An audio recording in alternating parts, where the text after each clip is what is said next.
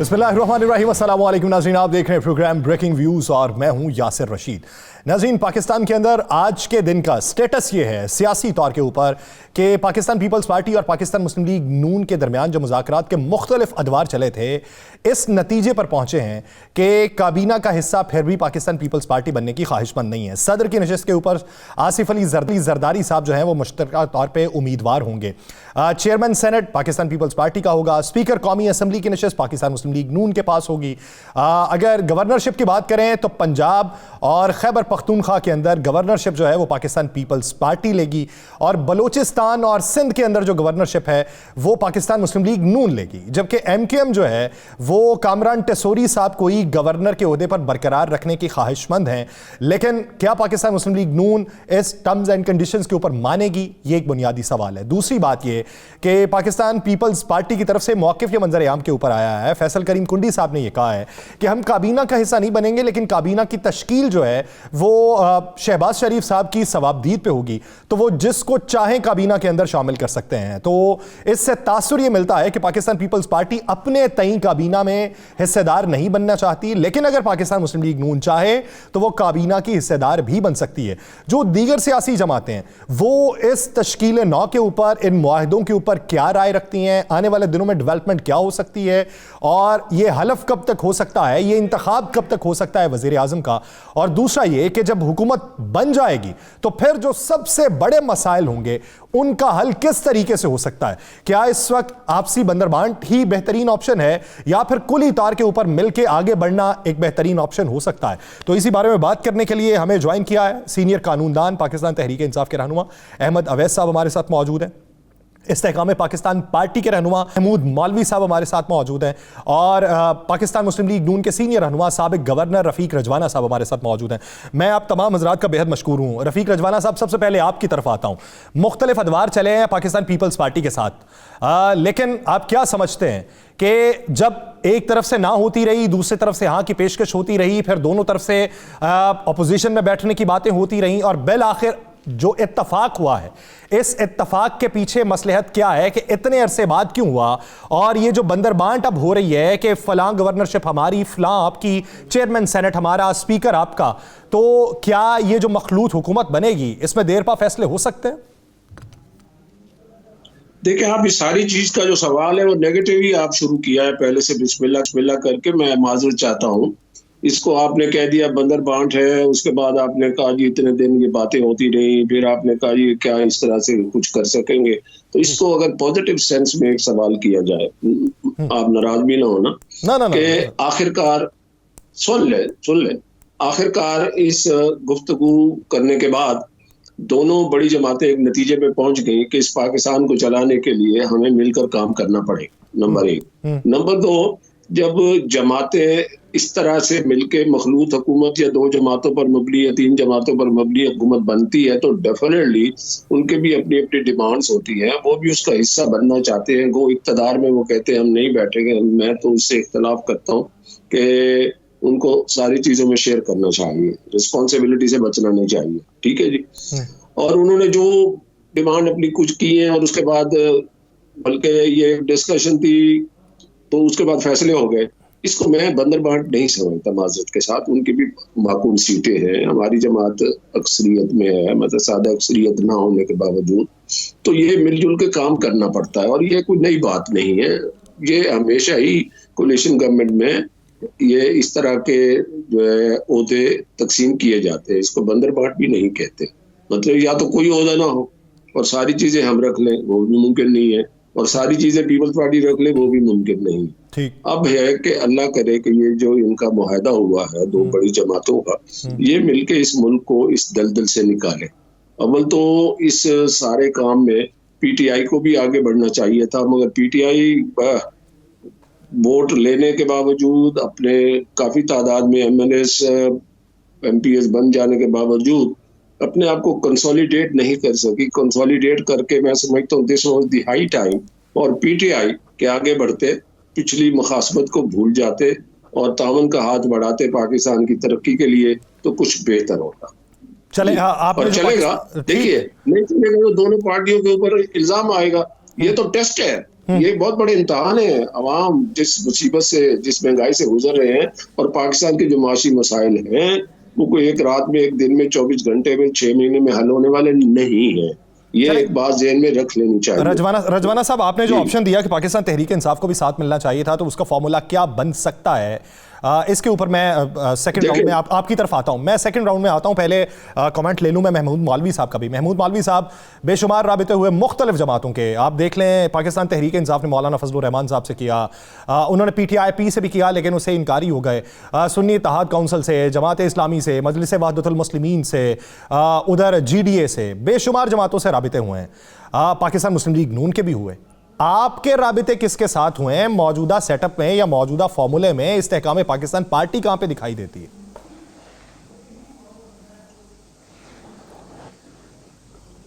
बिस्मिल्लाहिर्रहमानिर्रहीम। देखिए, इस्तेहकाम पाकिस्तान पार्टी जो है वो जो है ऑलरेडी राब्ते में है, और उन्होंने ऑलरेडी ऐलान किया हुआ है कि वो उनकी हिमायत को चलाना है।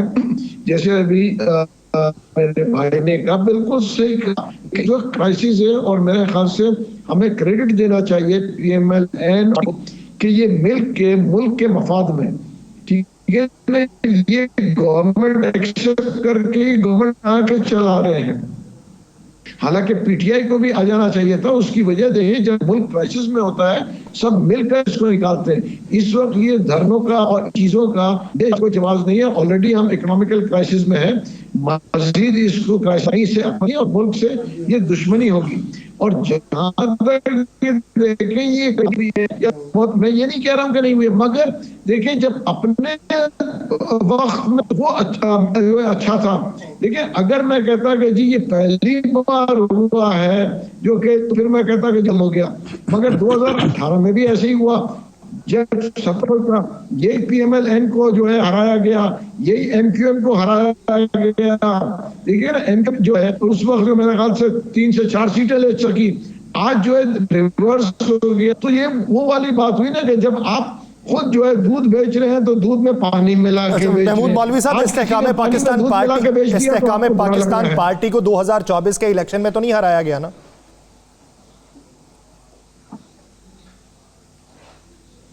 नहीं, देखें, हमारे कुछ सीटें हमारी निकली हैं। ऑब्वियसली 6 महीने पुरानी पार्टी के ऊपर हम एक्सपेक्ट, अगर वो हम एक्सपेक्टेशंस पे नहीं, हमारे एक्सपेक्टेशंस सही नहीं निकले। देखिए, हर आदमी अपने लिए बेहतर एक्सपेक्ट करता है, मगर अगर नहीं हुए तो इसका मतलब ये तो नहीं हुआ कि हम ये कहें कि जी धांधली हुई है या फलाना हो गया। और देखिए, मैं ये कहूंगा कि मैंने कल भी TV प्रोग्राम में कहा था, ये जो है, जो थोड़ा बहुत जो है आप ये कहें धांधली बोले या जो भी बोले, ये कल्चर का हिस्सा बन चुका है। कौन से इलेक्शन है जो कि 100% क्लीन हुए और 100% मेरिट के ऊपर हुए? क्या 2013 के हुए, 2018 के हुए, उससे पहले के हुए? हर दौर में यही होता है कि जो भी हारते हैं वो ये कहते हैं कि हमारे साथ ज्यादती हुई है, और होती भी आई है। यानी आप ठीक है, आप माजी के हवाले तो दे रहे हैं, लेकिन आप ये भी समझते हैं कि बेहतरी की उम्मीद के साथ ज़मीनी हक़ाइक़ को भी तस्लीम कर लेना चाहिए। आपके नज़दीक ये एक मेथड है। बहुत ठीक। अहमद अवैस साहब, अगर देखा जाए 282 के करीब अराकीन हैं जिनके बारे में इत्तलात हैं कि उन्होंने सुन्नी इत्तेहाद काउंसिल के अंदर शमूलियत के लिए अपने हलफनामे जमा करवा दिए हैं। दावेदार ये लोग भी हैं जो पाकिस्तान तहरीक इंसाफ के हैं, और मुस्तकबिल करीब में ये सुन्नी इत्तेहाद काउंसिल के रहनुमा पुकारे जाएंगे। तो अगर उनकी नंबर गेम पूरी है तो वो किस तरीके से पूरी होगी? बिस्मिल्लाहिर्रहमानिर्रहीम। देखिए ना, नंबर गेम की बात नहीं है। सवाल तो ये है कि इस वक्त जो गिवन सिचुएशन है उसमें देखना है हमने। और आपने भी सुना होगा, और मैं खुद भी जाके भी मिला हूँ जेल में इमरान खान से, और बाकी लीडरशिप भी मिलती रही है उनसे। कहीं पे उन्होंने ये नहीं कहा कि हमने किसी से बातचीत नहीं करनी। उन्होंने सिर्फ इतना ज़रूर कहा कि एक असूली मौक़िफ़ ये है कि इस सूरत हाल में जिस किस्म का मामला ये आगे चला है, और जो सीटों की पोजीशन है, और जो उनके बहुत ज़्यादा तादाद में सीटें जिनके ऊपर एक डिस्प्यूट है रैगिंग का, और डिस्प्यूट भी ऐसा है कि फॉर्म 47 जो है वो कुछ और बताता है, 45 कुछ और बताते हैं, और एट ग्राउंड जो बैलेट पेपर्स हैं उनकी तादाद उनसे बिल्कुल मुख्तलिफ है, इसलिए बड़ी अजीब सी सूरत हाल है। वो खुल के आ जाएगी सामने कुछ रोज़ में। हमने कहा कि हम ऑपोजिशन में बैठने को तैयार हैं, लेकिन हम हुकूमत साजी के अंदर इत्तेहाद करने को तैयार नहीं है। किसी के साथ कोऑपरेट एक जो है मिलके हम कोलिशन करने को तैयार नहीं है। हमारा ये एक मौक़िफ़ था, हमने कहीं बातचीत बंद करने की बात नहीं की है, कहीं हमने किसी से माजरत चाहता हूं कलामी के लिए। अहमद अवैस साहब, ये बताइएगा, आप कहते हैं कोलिशन में नहीं जाना चाहते, तो उस कोलिशन के अंदर क्या मजलिस वहदतुल मुस्लिमीन भी नहीं है, जमात इस्लामी भी नहीं है, और आपकी हम ख्याल जमातें भी नहीं है, या वो हैं और कुछ और जमातें वो कोलिशन के साथ उनके साथ नहीं जाना चाहते? नहीं, हमने कहा है कि हम हुकूमत साजी के लिए कोलिशन में जाना नहीं चाहते। सही, हमने ये एक मौक़िफ़ रखा था कि इस सूरत में हम हुकूमत बनाने, क्योंकि हम अपनी इनकैपेसिटी में थे कि हम इंडिपेंडेंट हुकूमत बना सकते, लेकिन उसमें जो धांधली और रिगिंग हुई है वो आएगी सामने और डिटेल से आ जाएगी सारी। इसलिए हमने कहा था कि हम हुकूमत साजी में कोई कोलिशन में नहीं जाते हैं। बाकी तो ठीक है, हमने सर्वाइव करना है, हमें दीवार से लगाया गया, हर तरीके से उसको तोड़ फोड़ की गई, हर तरीके से वो तमाम हथकंडे आजमाए गए और वो कारफरमा हुए जिससे ये पीटीआई को बिल्कुल तोड़ दिया जाता, ख़त्म कर दिया जाता। लीडरशिप को जिस तरह झूठे केसों में मुलव्वत किया गया, सजाएं जिस सूरत में एक हफ्ते के अंदर, तो ये सारी बातों के होते हुए हमने यही फैसला किया कि हम हुकूमत साजी में कोलिशन नहीं करेंगे, बाकी हम हर एक से बात भी करेंगे और हम ऑपोजिशन में बैठने को तैयार हैं। जो पार्टी का ऑपोजिशन में साथ बैठ रही है उनके साथ हम कोऑपरेट करेंगे बाकायदा। सही, ठीक। रफीक रजवाना साहब, मैं तो माजरा चाहता हूँ आपसे कि वो एक स्लैंग के अंदर मैं बंदर बांट का लफ्ज़ इस्तेमाल कर गया, अगर तबीयत पे नागवार गुजरा है तो फिर दोबारा से माजरत खाऊं। आपने बात की पाकिस्तान तहरीक इंसाफ के बारे में, हम बड़े लाइट मूड पे गुफ्तगू कर रहे हैं, in the larger interest of the country, कोई माइंड करने वाली बात नहीं। आपने पीटीआई की सर बात की आपने, तो आपने कहा कि उनको भी साथ मिलना चाहिए। अगर फर्ज कर ले मफरूजे के ऊपर, अहमद अवैस साहब तो अभी कहते हैं कि कोलिशन में नहीं जाएंगे, मफरूजे के ऊपर बात कर लेते हैं, पीटीआई की अगर शमूलियत हुई तो फिर क्या वजीर आजम जो है वो उनका होगा? क्योंकि अभी वजीर आजम जो है वो पाकिस्तान मुस्लिम लीग नून इस बुनियाद पर ले रही है कि अक्सरियत पीपल्स पार्टी के मुकाबले में नून लीग की ज्यादा है। अगर वो सुन्नी इत्तेहाद काउंसिल में शमूलियत इख्तियार करके मखसूस नशिस्तें भी हासिल कर लेते हैं तो फिर तो उनकी ज्यादा होगी। मफरूजा तो अब नहीं रख सकते, अब तो हकीकतें सामने आ गई है ना। अब एक और मैं आपसे बात करता हूँ, ये जो जितने आजाद उम्मीदवार सपोर्टेड बाय पीटीआई थे, उन्होंने अब हल्फनामे दे दिए। कौन सी वो जमात है उसका तो हमें नाम ही याद नहीं है जी, तो जरा मुझे बता देंगे यासिर आप? सर आप short form SIC, Sunni Ittehad Council. हाँ, तो आज के बाद एक तो आजाद उम्मीदवारों को आप बेशक पीटीआई के कह दें, कानूनी तौर पर तो नहीं है वो, नंबर एक, माजरत के साथ। फिर आज के बाद जब वो उसमें शामिल भी हो जाएंगे, पार्लियामेंट में असेंबली में हलफ भी ले लेंगे, उसके बाद आपको वो सुन्नी इत्तेहाद काउंसिल जो भी आप कह रहे हैं, फिर तो वो ही नाम देंगे ना आप जी। फिर आप तहरीक इंसाफ की तो बात नहीं करेंगे जी जी जी। तो मैं ये सोच रहा था कि कन्फ्रंटेशन की सियासत, उसमें कुछ ज्यादतियां भी हुई, ये बात नहीं, हम नहीं कहते कि पीटीआई के लोगों के साथ ज्यादतियां नहीं हुई, कुछ रियासत के साथ भी ज्यादतियां हुई, कुछ कानून को भी हाथ में लिया गया। कोई बंदा अपना दामन और पहलू छुड़ा नहीं सकता, कोई फरिश्ता नहीं है। अब बात हो रही थी कि अभी मेरे दोस्त कह रहे थे अवैस साहब के सजाएं हुई, हम उस सजाओं पे खुश नहीं है। मैं खुद एक कानून का तालिब इल्म हूं, अवैस साहब भी है, मगर मुझे ये याद आ रहा था कि जब हनीफ अब्बासी को रात के 12 बजे सजा दी गई और फिर एक आध दिन बाद इलेक्शन था, तो ये सारी चीजें, two wrongs never make one right, ठीक है ना। मैं इस बात को सपोर्ट नहीं कर रहा कि हनीफ अब्बासी के साथ रात के 12 बजे उसको उम्र कैद की सजा दी गई तो इमरान खान साहब को रात के 12 बजे सजा दे देते, नहीं, आई डोंट सपोर्ट है। मगर मैं ये बात कहता हूँ, ये सिलसिला थमना चाहिए। अगर आज मैं कोई बात करूंगा तो कोई मेरे खिलाफ भी बात करेगा कि आपके दौरे में हुकूमत में फला हुआ था। अब आगे बढ़ना चाहिए, ठीक है, अपोजिशन में बैठे। अब पीटीआई का नाम तो अब कल के बाद या परसों के बाद या जब हलफ होगा उसके बाद तो नहीं लेंगे ना पीटीआई का नाम, कानूनी तौर पर आप यूज ही नहीं कर सकते, मैं भी नहीं कर सकता, कोई भी नहीं यूज कर सकता। तो फिर ये अपोजिशन होगी सुन्नी इत्तेहाद की, जो सुन्नी इत्तेहाद काउंसिल है। तो सुन्नी इत्तेहाद काउंसिल जो है, उनका लीडर, पार्लिमानी लीडर कौन होगा? चलो, अब उनके जो लीडर होंगे वो सुन्नी इत्तेहाद काउंसिल, पीटीआई का लेबल लगा के तो पार्लियामेंट में नहीं बैठ सकते, ना ही पीटीआई की जो मतलब है कि प्लानिंग है, ना ही पीटीआई का कोई मंशूर है, ना उनकी बातें, ना इमरान खान साहब की हिदायत पे काम कर सकते हैं। ये बड़ी एक कॉम्प्लेक्स सिचुएशन हो जाएगी। तो अगर पीटीआई के अंदर माजरत के साथ दूरअंदेशी होती, मैं पॉलिटिकल वर्कर हूं, मैं किसी जमात के खिलाफ नहीं, किसी लीडर के खिलाफ नहीं बोलता, दूरअंदेशी होती, अदम एतमाद के बाद पार्लियामेंट में बैठे रहते, आज ये दिन न देखने पड़ते। कुछ उन्होंने ये दिन देखने में उनका भी बहुत बड़ा हाथ है, बहुत बड़ा कंट्रीब्यूशन है इन एनी केस। तो अब बात ये है कि अगर मुड़ के देखा जाए तो फिर अपनी फेलियर को देखें। पॉपुलैरिटी अपनी जगह पे है, धांधली का इल्जाम है बेशक, ठीक है, अदालतों में जा रहे हैं, 45-47 का फर्क होगा, बड़े अच्छे केस होंगे अगर फर्क महसूस हो जाए कि 45 कुछ कह रहा है और 47 कह रहा है तो 45 विल प्रिवेल, बिल्कुल ठीक बात है। अब बात ये है, इसी तजाद, इसी फसाद, इसी कन्फ्रंटेशन की सियासत, चोरों से हाथ नहीं मिलाएंगे, मैं आके इनके जेलों से एसी उतार लूंगा, तो इतने बड़े बोलने का कोई फायदा नहीं, मुल्क को भी नुकसान हुआ। पाकिस्तान तहरीक इंसाफ को नजरअंदाज भी नहीं किया जा सकता, उसकी पॉपुलैरिटी को नजरअंदाज नहीं किया जा सकता, but at the same moment कि आपके पास पॉपुलैरिटी है, कैश है आपके पास, अगर उस कैश को अगर सही तरीके से आप इस्तेमाल ही नहीं करते, लल्ले तल्ले में अपनी दौलत उड़ा देते हैं, तो फिर मुफलिसी फेस करनी पड़ेगी। आज जो सियासी मुफलिसी है वो फेस कर रही है पीटीआई, कि आज उनकी अपनी शनाख्त खत्म हो रही है, सुन्नी इत्तेहाद काउंसिल में जा रहे हैं, उनको कोई रोल नहीं होगा। हाँ चलो अपोजिशन में बैठ गए, पीटीआई सपोर्टेड बंदे होंगे, उनको चाहिए कि जहां हुकूमत गलत काम करती है जरूर खबर लें, और जहां सही काम है तो पाकिस्तान के इस्तेकाम के लिए, मईशत के इस्तेकाम के लिए, सियासी इस्तेकाम के लिए चलें। अगर पुरानी रविश इख्तियार की, मैं दोबारा कह रहा हूँ, अगर पुरानी रविश इख्तियार की तो ये कौम की खिदमत भी नहीं होगी, हर किसी के सियासी मंसूर की भी खिलाफवर्जी होगी, मुल्क इसका मुतहम्मिल नहीं हो सकता। रजवाना साहब, इसी बात को मैं आगे बढ़ाता हूँ, महमूद मौलवी साहब की तरफ सवाल लेके जाता हूँ। महमूद मौलवी साहब, आप पाकिस्तान के बड़े बिजनेसमैन में भी शुमार होते हैं, आपको मालूम है, बतौर सियासतदान भी मालूम है कि इस वक्त पाकिस्तान को किन मुश्किलात का सामना है।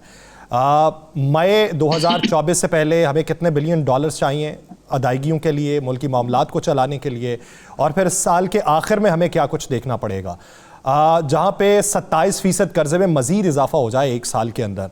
तो आप ये देखते हैं बतौर सियासतदान कि कशीदगी है, तो कशीदगी को कम करने के लिए किसी को मसालिहत का किरदार भी अदा करना पड़ता है। तो क्या बतौर मसालिहती काउंसिल आप लोग आगे बढ़ेंगे या फिर इंतजार करेंगे कि ये खुद ही मामला ठीक हो जाए?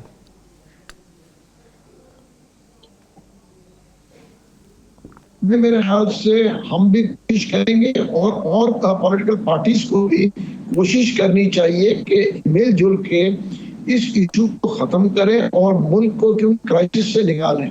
देखिए, इसमें कोई शक नहीं है कि इकोनॉमिक क्राइसिस हमारे जो है सामने नजर आ रहे हैं, मगर इसके इंशाल्लाह, क्योंकि देखिए ये दोनों बड़ी पार्टियां हैं और ये दोनों बड़ी पार्टियां अगर मिल के चलेंगी, और मैं कहूँगा कि अगर इनके जो है इरादे बिल्कुल सही होंगे तो अल्लाह का फजल से ये क्राइसिस से निकलना कोई बड़ी बात नहीं है। उसकी वजह ये है कि देखिए हमारे इस वक्त जो है एक्सपोर्ट्स बहुत कम है, जो कि बहुत बढ़ सकते हैं। आप छोटे छोटे मुल्कों को देखें, हमारे पास पोटेंशियल बहुत है, हमारे पास इतने जो है मिनरल्स है और मजीद चीजें हैं जो कि हम एक्सपोर्ट कर सकते हैं, चीजों को हम ओवरकम कर सकते हैं, इसमें कोई दो नहीं है। इंडस्ट्रियल पॉलिसीज लेके आएंगे, एग्रीकल्चर पॉलिसीज अगर लेके आएंगे तो इसमें कोई मुझे तो नजर नहीं आता कि हम इस क्राइसिस से निकल सकते। और ये चीज आप देखें कि पास्ट में भी अगर रिकॉर्ड देखा जाए, देखें कुछ लोगों का अलग जो है नजरिया होगा, मेरे ख्याल से पीएमएलएन के दौर में पहले भी देखें क्राइसिस थे, क्राइसिस से पीएमएलएन और पीपल्स पार्टी दोनों अगर मिलके एक दूसरे का साथ देंगे तो मुझे कोई कबात नहीं में कि हम इंशाल्लाह ये क्राइसिस से निकल आएंगे। देखिए, where there is a will, there is a way। देखिए ना, और ये दोनों बड़ी पार्टियां हैं, इसमें काफी एक्सपीरियंस और समझदार लोग हैं, और मैं कहूंगा कि काउंसिल है उनको भी अपने वो लोग जो कि वो समझते हैं कि इकोनॉमी के वो कुछ जो है सपोर्ट कर सकेंगे, वो मुल्क को इस क्राइसिस से निकाले। सबको किरदार तो अदा करना चाहिए, आगे बढ़ने की जरूरत है, लेकिन बुरी तौर पे आगे कौन बढ़ेगा यही एक सवाल है। अहमद अवैस साहब, जिस तरीके से बात कर रहे थे रफीक रजवाना साहब, और रजवाना साहब ने कहा कि आप लोग तो पीटीआई के अब रहनुमा नहीं कहलाएंगे। तो एक सवाल ये है कि चेयरमैन जो सुन्नी इत्तेहाद काउंसिल हैं वो साहिबजादा हामिद रज़ा साहब हैं, तो साहिबजादा हामिद रज़ा साहब की मौजूदगी में उमर अयूब साहब या बैरिस्टर गौहर अली साहब, उनका स्टेटस क्या होगा? देखिए, आप इस बात को तो जहन में रखिए ना कि वी हैव बीन कंपेल्ड, हमें तो मजबूरन दीवार से लगाया गया है, तोड़ फोड़ का शिकार किया गया, हर किस्म की अजियतें और हर किस्म की जो मुश्किलात से गुजार के उन्होंने पार्टी तोड़ने की कोई कसर नहीं की, पाजी तोड़ दी, सिंबल छीन लिया, सब कुछ किया। अब हमारे पास तो सवाल ये है कि सर्वाइवल के लिए हमने एक जो प्लान सामने रखा कि क्योंकि अवाम ने, पाकिस्तान की कौम ने जिस तरीके से इजहार किया है अपने एतमाद का इमरान खान की क़यादत के ऊपर, और उसको मद्देनजर रखते हुए कि हम उसमें कोई झोल पैदा ना करें और इस तरीके से हम आगे बढ़ें। सो ये तो कंपेलिंग सर्कमस्टांसिस में हम इस अंदाज में हैं, हम उसको इंशाल्लाह ताला विद द टाइम इस मामले को सीधा भी करेंगे और पार्टी जो है वो अपनी असल शेप में जरूर सामने आएगी। आज नहीं तो कल आएगी। पाकिस्तान की इकॉनमी तबाह कैसे हो गई 16 महीने के अंदर, और उसके बाद या रूल ऑफ लॉ का क्या हाल रह गया यहाँ पर? कभी आपने सुना था इस तरह था जो चादर और चार दीवारी जो आर्टिकल 14 की तस्रील होते हुए? कभी घरों में पुलिस जो है और लोग जाके घर की खवातीन के साथ बदसलूकी करते थे कभी, और उनको बालों से घसीट के बाहर ले जाते थे और जाके उनको जेलों में बंद करते थे? कभी आज तक ये देखने में आया था? कभी ऐसा सुना कभी कि आपने लोगों को उठा के ले गए और जाके उनके साथ इस कदर वो तशद्दुद और बदअखलाकी का सबूत देते हुए जो उनके साथ सलूक किया गया जेलों में? आप ये समझते हैं मजबूरी इन हालात में आप पहुंचे और पार्टी वापस अपने शेप के अंदर जरूर आएगी। पार्टी वापस शेप के अंदर कब तक आएगी, ये सवाल है। एक ब्रेक के बाद वापस आएंगे, इसी के ऊपर मजीद गुफ्तगू की जाएगी। नाज़रीन कहीं नहीं जाएगा, स्टे विद अस।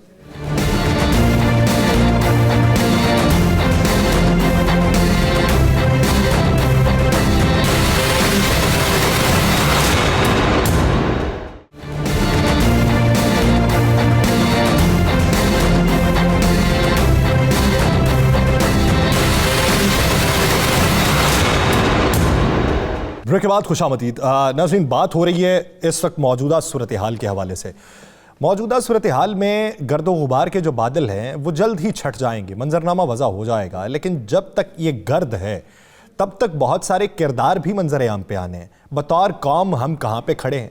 क्या हम तकसीम की सियासत को बर्दाश्त कर सकते हैं, या फिर हमें एक कौम बन के आगे बढ़ने की ज़रूरत है? बेशुमार जगहों पे नज़रियाती इख्तलाफात होते हैं, शख्सियाती इख्तलाफात भी होते हैं, लेकिन जब मुल्क का मामला हो, जब आपको ये मालूम हो कि मुल्क किस नहज पे है और अगर इस नहज पे मज़ीद इंतशार होगा तो उस जगह पे गिरेंगे जहाँ से उठना मुश्किल हो जाएगा, तो ये वो वक्त है कि जब कोई अहद करने की ज़रूरत है।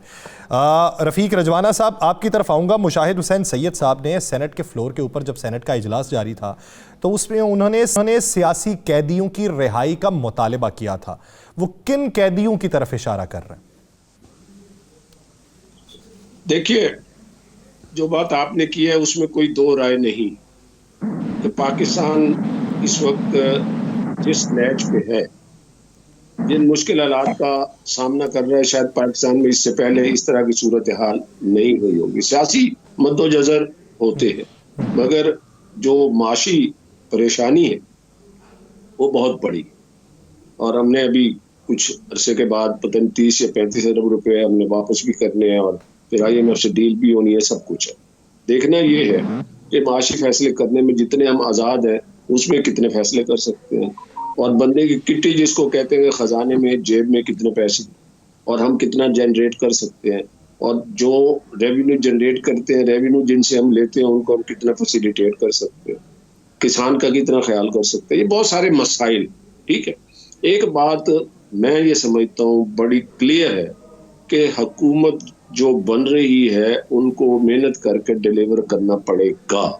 मैं ये बात दावे से तो नहीं कहता, मगर मैं ये जरूर कहता हूँ, बड़ी दफा रिपीट कर चुका हूँ यासर साहब, कि आप जितने अदवार हुकूमत आए हैं, जितने अदवार मियां नवाज शरीफ के दौर के थे, 16 माह की बात करते हैं, उसमें बड़ी लंबी गुफ्तगू हो सकती है, वो निस्बतन बाकी जमातों के अदवार हुकूमत से बेहतर थे।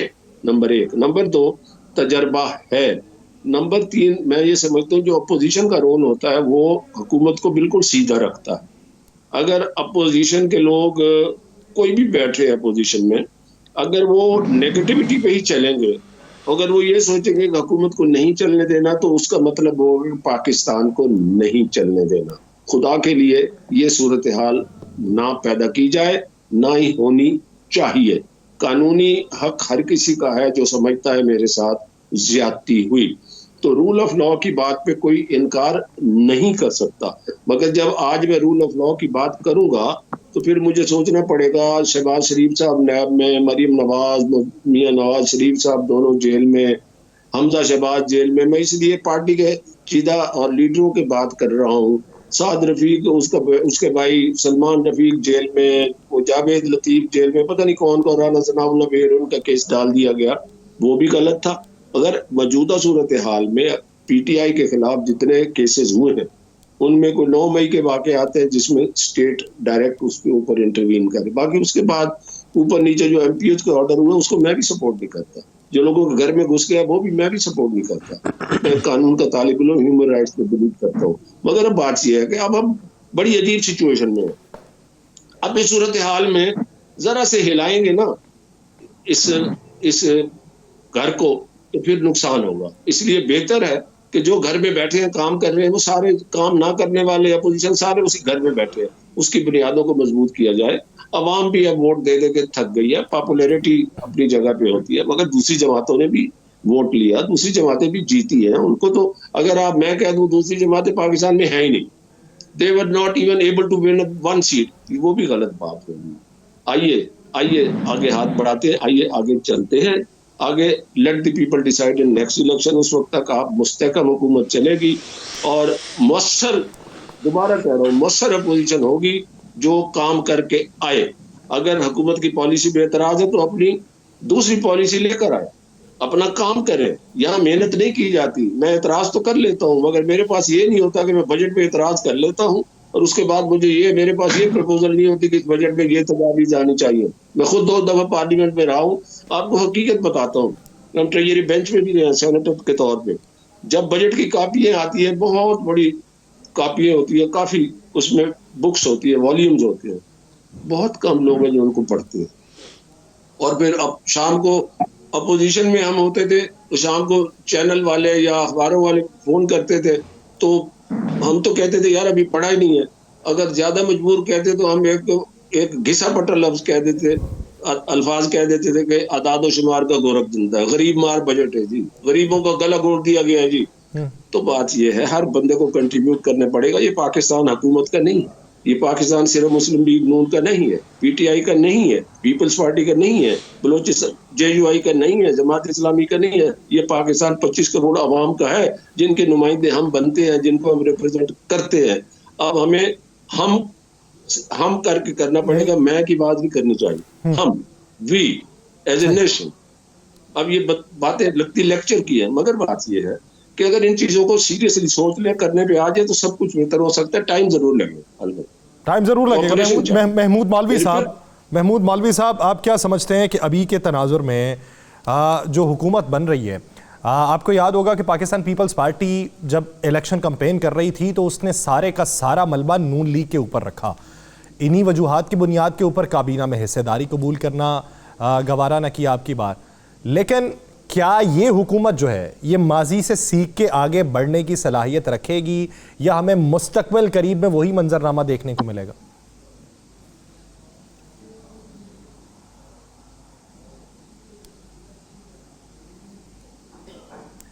देखिए, एक चीज मैं कह दूं कि जब इलेक्शन होते हैं ना, तो ये मैं पहले भी कह चुका हूं कि ये जो हम इलेक्शन ये हम जो लगाते हैं ये गलत लगाते हैं और जो हमसे काफी मुख्तलिफ होते हैं। देखिए ये जो कहना है कि जी ये हुकूमत, देखें जो मैं पहले भी कह रहा था, नजर आ रहा था कि देखिए सबको नजर आ रहा था कि ये एक आज हुकूमत बनेगी और सब मिलके चलेंगे। देखिए मैं कई दफा पे 2 महीने 3 महीने पहले भी कि आसिफ साहब प्रेसिडेंट जो है, शहबाज शरीफ साहब जो है प्राइम मिनिस्टर, देखिए अगर चाहे जो मैं कहूंगा कि पीटीआई को भी ऑपोजिशन में बैठ के बिल्कुल तनकीद करना बराए इस्लाह, ना कि तनकीद बराए तनकीद, और सिर्फ जो है नॉन प्रोडक्टिव हो। ऑपोजिशन का काम है कि जो उनको इस्लाह करे कि जी ये आप गलत कर रहे हैं, ये सही नहीं कर रहे, क्योंकि बगैर ऑपोजिशन हुकूमत चलती नहीं, कोई ना कोई चेक एंड बैलेंस होना चाहिए। तो ऑपोजिशन का किरदार अदा करें और आने वाले वक्त में देखिए एक दफा मुल्क निकल जाए, उसके बाद देखिए इलेक्शंस दोबारा होंगे और ये तय कर दें कि आइंदा होने वाले इलेक्शन किस नॉर्म्स के ऊपर होंगे। देखिए ये सारी कि क्यों, उसकी वजह ये है कि पास में जब सूट करता है तो इसलिए। अहमद अवैस साहब, अगर कानूनी मंजरनामे पे बात करें, आप क्या समझते हैं कि ये जो तमाम अफराद हैं आपकी जमात के स्पोर्ट्स से जीते हुए, ये जब सुन्नी इत्तेहाद काउंसिल में जाएंगे तो वो मखसूस नशिस्तें जिसके ऊपर नज़रसानी करना और उसके ऊपर पेपर वर्क करना इलेक्शन कमीशन ने आज से शुरू कर दिया है, उनका हुसूल किस तरीके से मुमकिन हो पाएगा? क्योंकि बुनियादी तौर पर एक बात मंजर आम पे आ रही है कि वो जमात के अंदर शमूलियत इख्तियार की जा सकती है जिसके प्लेटफॉर्म से कोई एक शख्स जीता हो। तो साहिबजादा हामिद रज़ा साहब भी अपनी जमात के प्लेटफॉर्म से नहीं जीते हुए आज़ाद हैसियत में जीते हैं, तो वहाँ पे कोई क्या कानूनी पेचीदगी का सामना करना पड़ेगा? मेरा ख्याल में कुछ पेचीदगियाँ ज़रूर आएंगी और शायद कोर्ट में इस मैटर को अल्टीमेटली जाना पड़ेगा और वहाँ ये मैटर सॉर्ट आउट होगा, अगर फाइनली जिस तरीके से भी होगा, क्योंकि ये सिचुएशन ऐसी है कि जहाँ पे मजबूरी के आलम में ये सारे स्टेप हैं, इसलिए अब ये कोर्ट का जो है वो भी पूरी इसके ऊपर होमवर्क हम कर रहे हैं और इसको लेके जाएंगे कोर्ट के अंदर, वहाँ भी इसको टेकअप करेंगे।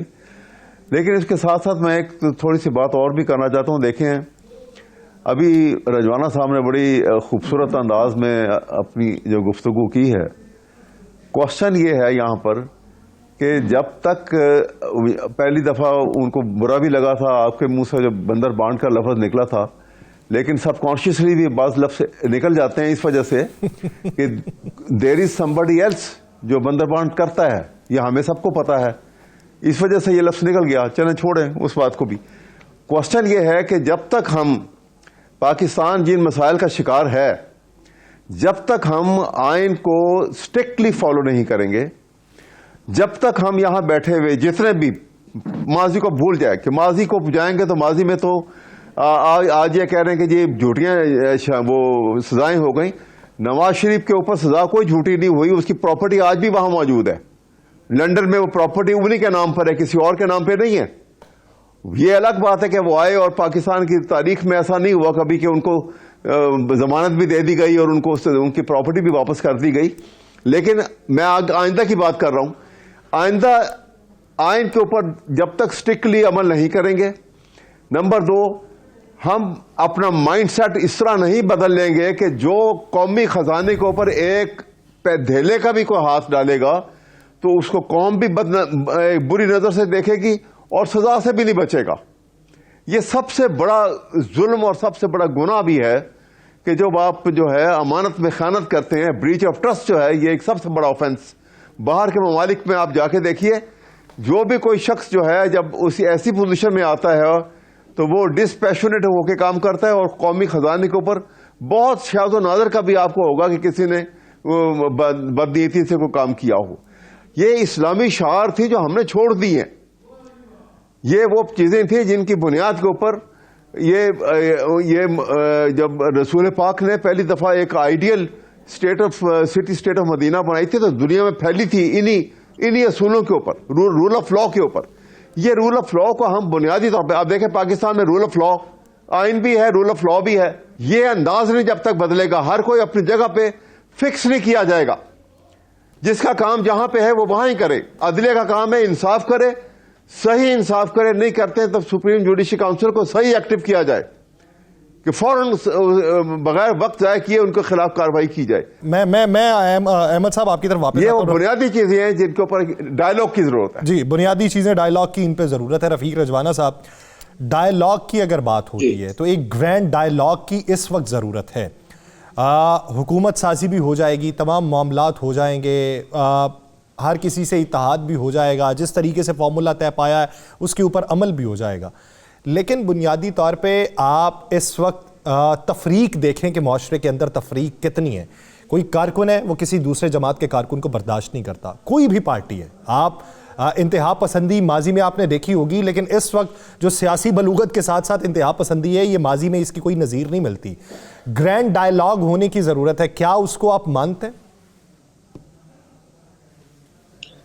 देखिए, पहले तो आपने शुरू में अवैध साहब से जो सवाल किया था और उनका ये खदशा सही था कि पेचीदगियां पैदा होंगी, तो मेरे पास बाई चांस ये इलेक्शन लॉज की किताब पढ़ी है। ठीक है, आप मैं देख रहा था जब मैंने सवाल किया तो आप उठ के चले गए थे। जी, मैं वो किताब ले आया, काउंटर में पड़ी थी उधर मेरे, तो टेबल पे उसमें रूल 94 बड़ा क्लियर है। अगर आप थोड़ा 2 मिनट दें मुझे तो मैं नाजरीन की इत्तला के लिए भी पढ़ दूं और कानून सीधा साधा पढ़ दूं। मैं किसी की मुखालिफ नहीं बात कर रहा, डिफिकल्टी की बात कर रहा हूँ। ठीक, ये रूल 94 है G of the election rules 2017। ये है G, the commission shall by notification in the official gazette declare the total number of reserve seats. यहीं ठहर जाए, total number of reserve seats election commission declare करेगा, 1 by the political party in the National Assembly and the Provincial Assemblies। एक break ले, इसके ऊपर मजीद बात की जाएगी। नाज़रीन आएगा, स्टे विद अस।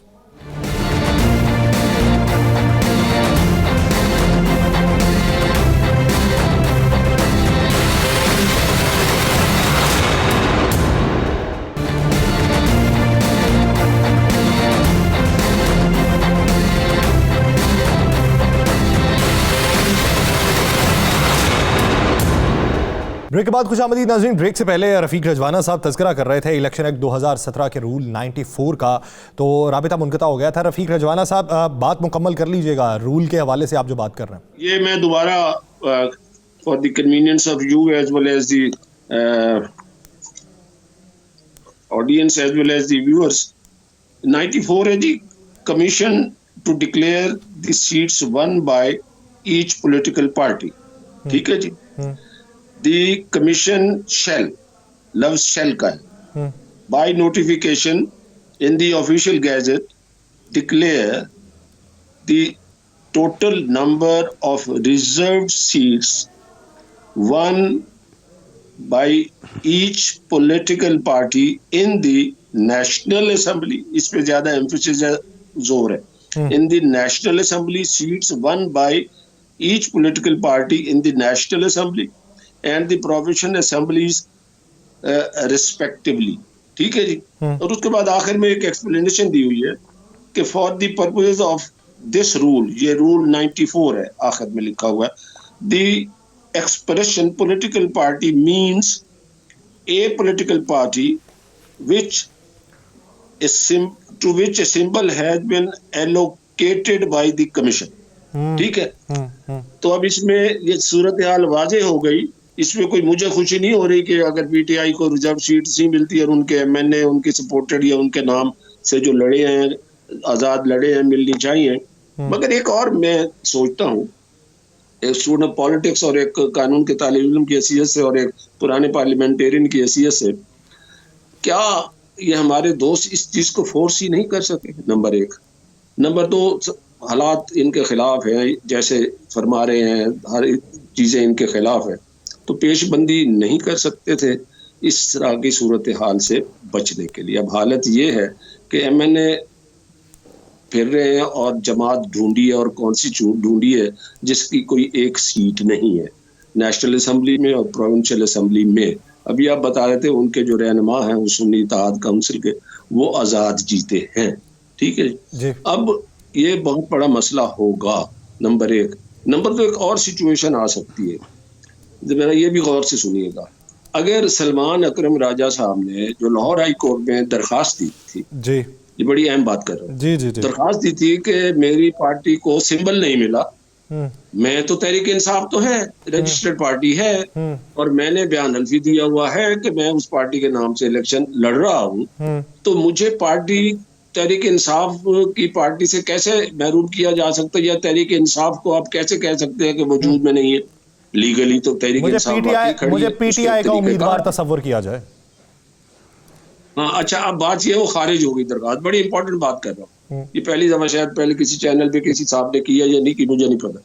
जब वो अगर सपोज वो दरखास्त जो है वो सुप्रीम कोर्ट में अलाउ हो जाती, ठीक है, अब जब अलाउ होगी उस वक्त तक ये पीटीआई के जो हमारे दोस्त हैं जो आजाद कामयाब हुए पीटीआई के नाम पे, उस वक्त तक वो सुन्नी इत्तेहाद काउंसिल ज्वाइन कर चुके होंगे, ठीक है।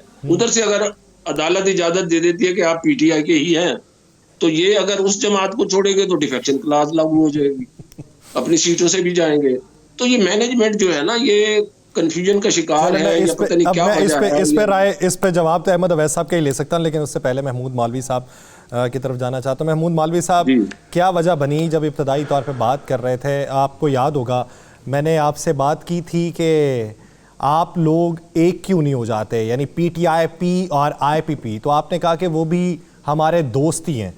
तो क्या वजह बनी कि एक तरफ से दोस्तों के एक सरबराह छोड़ गए तो दूसरी तरफ से आपके सरबराह छोड़ गए? दिल बर्दाश्ता हुए हैं या फिर वजह कुछ और है? खराबी सेहत को अगर वजह बनाया जाए तो वो राजा रियाज साहब ने भी खराबी सेहत को वजह बना के इलेक्शन से पीछे हटे थे, लेकिन अपने बेटे की कैंपेन तो वो भी करते रहे थे।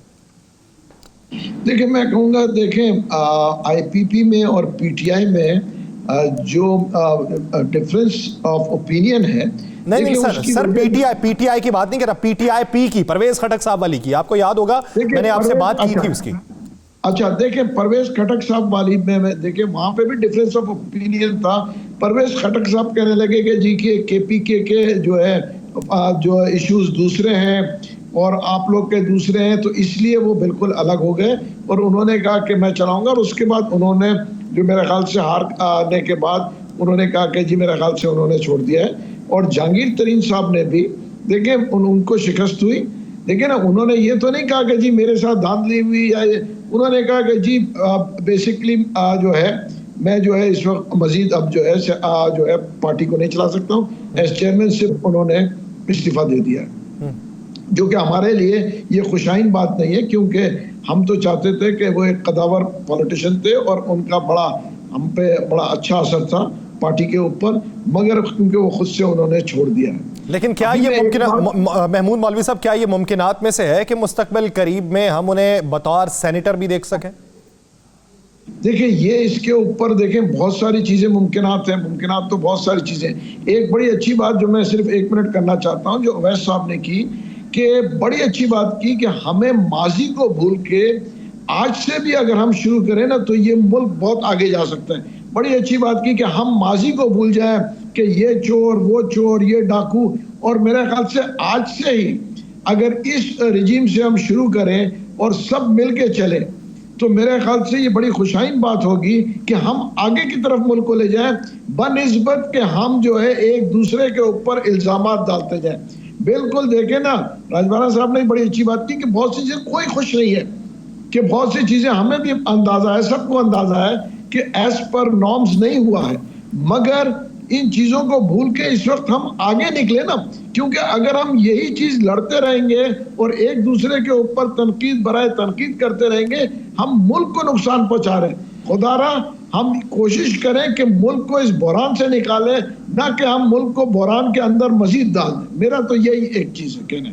ठीक है अहमद अवैस साहब, रफ़ीक रजवाना साहब ने जो बातें की, आप ये देखिए कि पार्टी के अंदर इस वक्त वकला बहुत बड़ी तादाद के अंदर मौजूद हैं। अब पार्टी चेयरमैन अभी तक की अगर बात की जाए तो उधर इलेक्शन कमीशन में तो रजिस्टर्ड नहीं है, लेकिन बैरिस्टर गौहर साहब हैं। क्यों ये शायबा मिलता रहा कि इंट्रा पार्टी इलेक्शन या फिर दीगर मामलात MWM आपके लिए सूटेबल थी कि उनका अपना उम्मीदवार उसी प्लेटफॉर्म से जीता हुआ था, या जमात इस्लामी या PTIP से इब्तदाई तौर पे बातें चल रही थी? लगता ये है कि मसलहतन शायद ये पेचीदगियां खुद छोड़ी गई हैं। नहीं, ऐसी देखिए, ऐसी बात नहीं है। सवाल ये है कि ये पेचीदगियां मसलन इलेक्शन कमीशन ये ने जिस वक्त इनके ऊपर ये पाबंदी लगाई इलेक्शन की, ये एक प्लान का हिस्सा था, वरना ये इलेक्शन जो है ये जनरल इलेक्शन के बाद भी हो सकता था, ये कोई ऐसी बात नहीं थी। और उसके बाद जिस बुनियाद के ऊपर इलेक्शन को कालादम करार दिया गया, वो अलग बात है कि सुप्रीम कोर्ट ने भी वो लार्जर बेंच की जजमेंट्स को नहीं देखा, इग्नोर किया, जो उनके लिए बाइंडिंग इफेक्ट थी, जिनका जो बेनजीर भुट्टो का 1988 का केस सुप्रीम कोर्ट और बेनजीर भुट्टो का ही 1989 का सुप्रीम कोर्ट का लार्जर बेंच है, ज्यादा जजेस बैठे हुए हैं, ये 3 जजेस का फैसला था, उसको इग्नोर किया गया। और उसमें उन्होंने यहां तक किया हुआ है कि बेनजीर की पीपल पार्टी 1989 में रजिस्टर्ड भी नहीं थी, और सिंबल उन्होंने कहा कि सिंबल जो है ये फंडामेंटल राइट्स में आ जाता है, क्योंकि आर्टिकल 17(2) के तहत पॉलिटिकल पार्टी जो है वो बनती है और वो फंडामेंटल राइट में है, इसको स्नैच नहीं किया जा सकता, और किसी और बुनियाद के ऊपर आप डिप्राइव नहीं कर सकते वोटर्स को कि वो पार्टी को आप उसके ऊपर पाबंदी लगा दें और वो लोग फंडामेंटल राइट से डिप्राइव हो जाए। लेकिन अफसोस की बात है, ये अदालत का फैसला है, अनवाइज फैसले भी होते हैं, बाज़ औक़ात तो फैसले अच्छे भी होते हैं। इसी तरह से यहां पे भी मैं जो सूरत हाल है वहां पे ये मैटर अब भी वहां पर आएगा कि आप देखिए कि ये यजमाना साहब भी जानते हैं कि एक मैक्सिम जो है कानून में इस्तेमाल होता है कि justice can not be sacrificed on the alter of technicalities. सही, सब्सटेंशियल जस्टिस की तरफ जाना होता है, यानी तकनीकी बुनियादों के ऊपर आप हद से महरूम नहीं कर सकते। ये एक बुनियादी जवाब पेश किया जा रहा है। इस उम्मीद के साथ कि पाकिस्तान में बेहतरी आएगी और बेहतरी का मार्ग रोशन होगा। बहुत शुक्रिया अहमद अवैस साहब, रफीक रजवाना साहब, महमूद मौलवी साहब, इस हवाले से अपना वक्त देने के लिए। नाज़रीन, अपना बहुत सा ख्याल रखिएगा। मुलाकात होगी कल, अल्लाह ने के बाद।